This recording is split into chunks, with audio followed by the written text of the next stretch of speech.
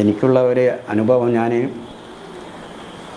ഒമാനിൽ പോയി 3 മാസത്തെ വിസിറ്റ് കഴിഞ്ഞ് തിരിച്ചു വരുന്ന സമയത്ത് എൻ്റെ പഴയ പാസ്പോർട്ടാണ്.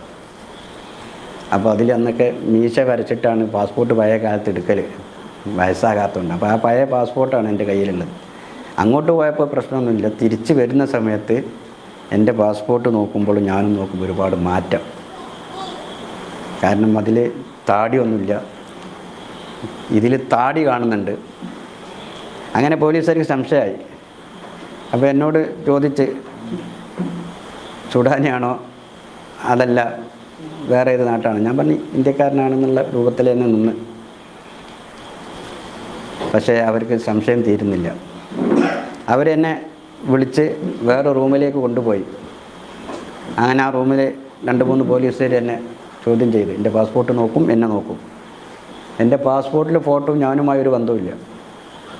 അങ്ങനെ വിഷമിച്ച് നിൽക്കുക. ആ സമയത്ത് ഷെയ്ഖുനാക്ക് ഒരു ഫാത്തിഹ ഓതി ഷെയ്ഖുനാനെ മനസ്സിലിങ്ങനെ, കാരണം നമുക്ക് എന്താ അറിയില്ലോ, എയർപോർട്ടിൻ്റെ ഉള്ളിലല്ലേ. ഉടനെ നല്ല അടിപൊളി ഡ്രസ്സിട്ട് ഒരാൾ കയറി വന്ന് സലാം ചൊല്ലി. അപ്പോൾ അവിടെ ഇരിക്കുന്ന പോലീസുകാരൊക്കെ എണീറ്റ്.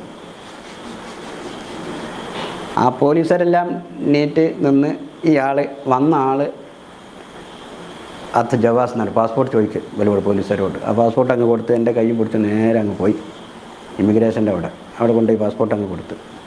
അപ്പം തന്നെ അവർ നോക്കി അടിച്ച് വലിയ ബഹുമാനത്തോടെ തിരിച്ച് കൊടുത്ത് എൻ്റെ കൈയും കൊടുത്ത് പിന്നീട് ഇയാൾ മുന്നോട്ട് പോവുകയാണ്. ആരാ എന്താ അതൊന്നും നമുക്കറിയില്ല.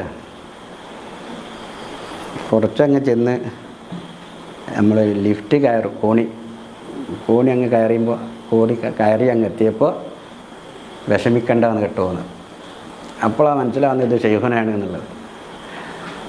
ഇങ്ങനെ നമ്മൾ എവിടെ നിന്ന് വിളിച്ചാലും എപ്പോൾ വിളിച്ചാലും ഷെയ്ഖുന ഹാജറാവുന്നു. ഇതൊന്നും സംഭവങ്ങളില്ല. ഇതിനേക്കാളും വലിയ വലിയ അത്ഭുതങ്ങൾ അനുഭവിച്ച ആളുകൾ ഇഷ്ടം പോലെയുണ്ട്.